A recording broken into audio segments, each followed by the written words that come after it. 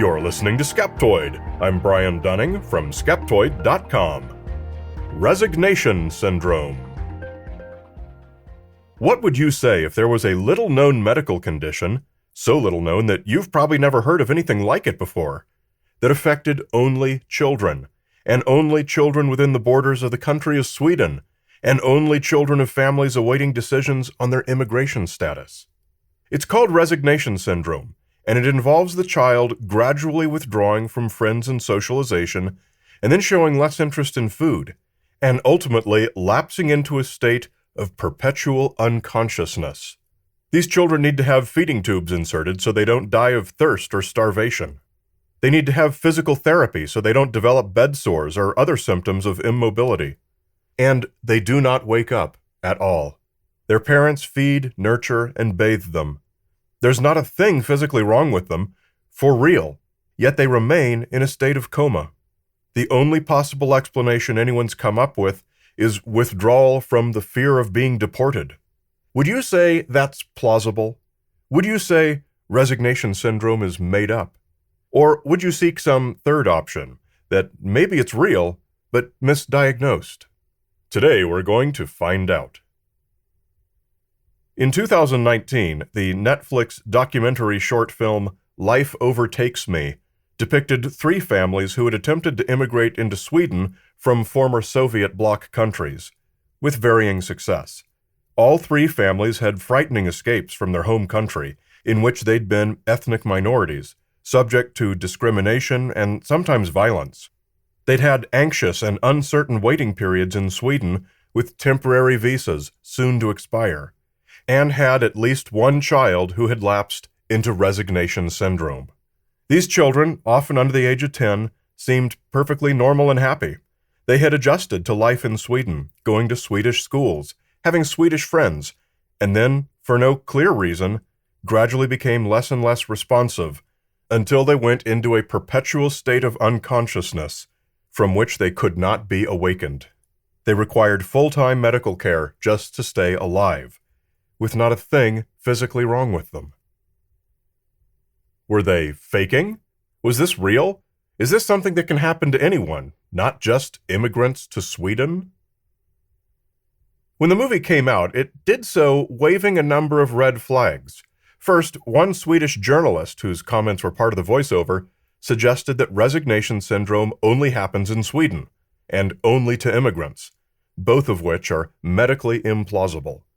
Medical conditions don't care what country you're in, and they don't care about your legal status. But these incongruities made a little more sense when viewed in the context of another red flag. The movie was accompanied by allegations that the children's illnesses had been faked for the purposes of garnering sympathy from the Swedish immigration authorities. A fake illness, invented by a few families to grease their residency in Sweden, would indeed be found only in Sweden, and only among aspirational immigrants. And that would also explain why such a thing as resignation syndrome would seem so extraordinary to the rest of us. So allow me to insert a brief personal anecdote here.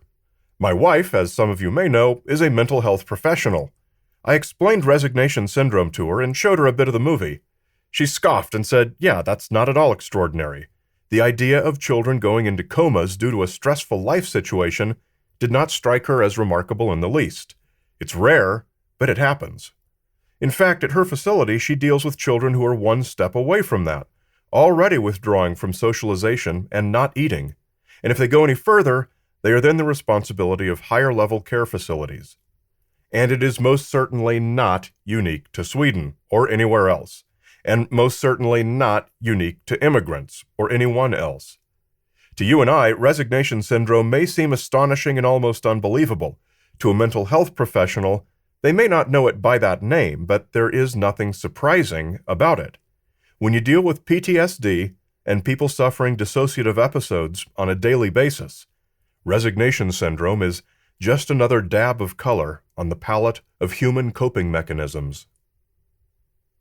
And so, based on hearing that, I decided that this was worthy of a Skeptoid episode, because I'm quite sure there are other people who, like me, found this almost too hard to believe it was real. And this concludes the personal anecdote segment of this episode. It didn't take much reading of the literature for me to decide that the allegations of faked cases were not worth including in this episode. The condition itself is real, and whether or not anyone has ever tried to fake it for immigration or other purposes by drugging their child really isn't part of the picture of the illness itself, because it's the real cases and the real humans impacted by it that are our focus today. So job one was to figure out if this is indeed unknown and new to the psychiatric literature. It was pretty easy to learn that it's not brand new, but it's also not very old. This first began to be documented and treated as a distinct condition in the 1990s. It's more generally known today as traumatic withdrawal syndrome, but we also find it described as depressive devitalization and pervasive arousal withdrawal syndrome. It's associated with pervasive refusal syndrome, a condition usually affecting children between the ages of 7 and 15 in response to trauma such as witnessing violence, in which the child refuses to eat, drink, talk, walk, accept any help, or perform basic self-care, often angrily so. Pervasive refusal syndrome may be the lead-in to resignation syndrome. Neither are yet in the DSM-5 or the ICD-11, as diagnostic criteria are not yet established. However, they are generally recognized. The literature on pervasive refusal syndrome is a relatively new field, beginning in the 1990s, like resignation syndrome. As both involve refusal of food, both require nasogastric feeding through a tube. The most severe symptom, the comatose state, is what differentiates resignation syndrome, which is now recognized by the Swedish National Board of Health and Welfare. Authors of a 2019 paper published in Clinical Child Psychology and Psychiatry did a literature search for all of these terms and found some 195 articles had been published on it. Cases lasted from 4 to 98 weeks. That's almost 2 years. The trauma experienced by the children included witnessing sexual violence, threats of persecution or kidnapping, harassment, lack of protection, direct physical threats, experiencing sexual or physical violence, witnessing violent deaths, intimidation, pets getting killed, and property destruction. All heavy stuff for young children. In the movie Life Overtakes Me, we see the parents taking loving care of their unconscious child, blending nutrients to pump into the feeding tube, bathing them, reading to them, doing physical therapy to keep their joints limber. It's the vast majority of the time when the cameras weren't rolling where one further key ingredient of the syndrome probably took place. Parental mental illnesses are found in 2/3 of the cases. As the parents generally lived through those same types of trauma, and in addition now find themselves charged with protecting their family during these difficult and often unsuccessful attempts to seek asylum and residency status, it's hardly surprising that a majority of them also suffer from PTSD, anxiety, or depression. Having suffering parents in the house is something children notice. Day after day, month after month, these children likely see their parents crying, perhaps arguing, showing all the outward signs of a losing battle. That's even harder for children to live with, and their bodies literally shut down to block it out. It is clear that Sweden is not the only place where cases are reported. Another hotspot for resignation syndrome is the island microstate of Nauru, located in Oceania between the Marshall Islands and the Solomons. Although the entire island nation is only 21 square kilometers, Australia operates an immigration detention center there called the Nauru Regional Processing Center. Try to enter Australia illegally by boat, and you'll get sent to the island of Nauru to await your fate in a refugee camp. It's been condemned internationally ever since it was open. Suicides are common, and some refugees are there for years. And the camps on Nauru have also seen an upsurge in resignation syndrome. And due to its remote location and lack of facilities, those children have had to be medically evacuated to islands where there are hospitals that can insert feeding tubes, and mental health professionals who can begin to treat them. The South Pacific is about as far from Sweden as you can get, But it's interesting to note that the children involved are, just like those in Sweden, from immigrant families whose status is in flux. The studies that are published so far tend to focus on children of asylum-seeking families, as that group has so far been the most widely reported on. However, there are plenty of other circumstances in which the same stressors could impact a child. One has to wonder whether the many cases of refugee camps and even concentration camps throughout the 19th and 20th centuries that saw so many deaths may have included cases of resignation syndrome.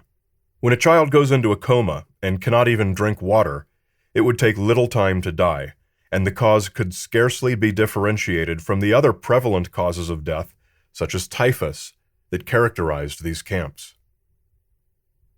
Luckily, the prognosis for children experiencing resignation syndrome and pervasive refusal syndrome is quite good, if they can get care fast enough. Treatment obviously includes the feeding plus support for all the other bodily functions, but it's also psychiatric. It's important to make the child, even if unconscious, feel safe and protected. They can be gradually exposed to familiar and positive stimuli.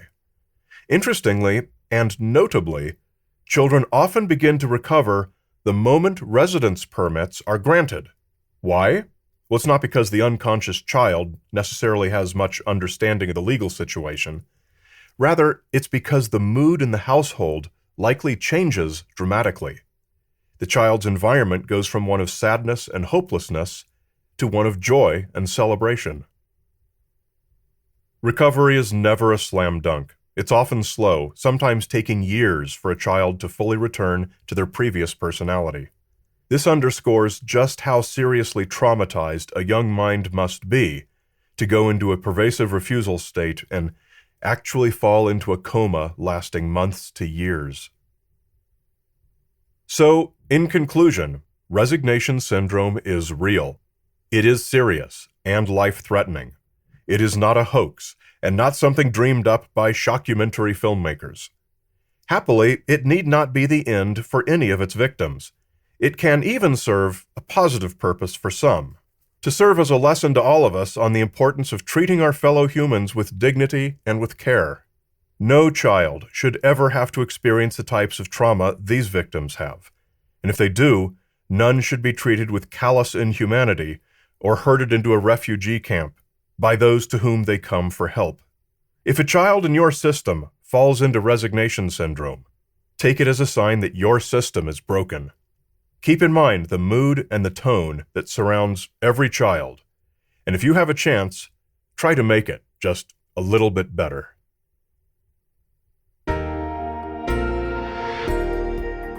A great big Skeptoid shout-out to premium supporters John Belcher, Lisa, Kevin Rubach, and KC Photo Eye. As long as you've got your podcast app open right now, please take a second and give Skeptoid a rating. It really does help with the discovery algorithms that suggest Skeptoid to new listeners, and we all know how much they need it. And check out our 40-minute movie, Principles of Curiosity, that teaches the basics of scientific skepticism and critical thinking in a far-ranging journey that takes you from the depths of Death Valley to the highest points in space. It's free on YouTube and at principlesofcuriosity.com. You're listening to Skeptoid, a listener-supported program. I'm Brian Dunning from Skeptoid.com.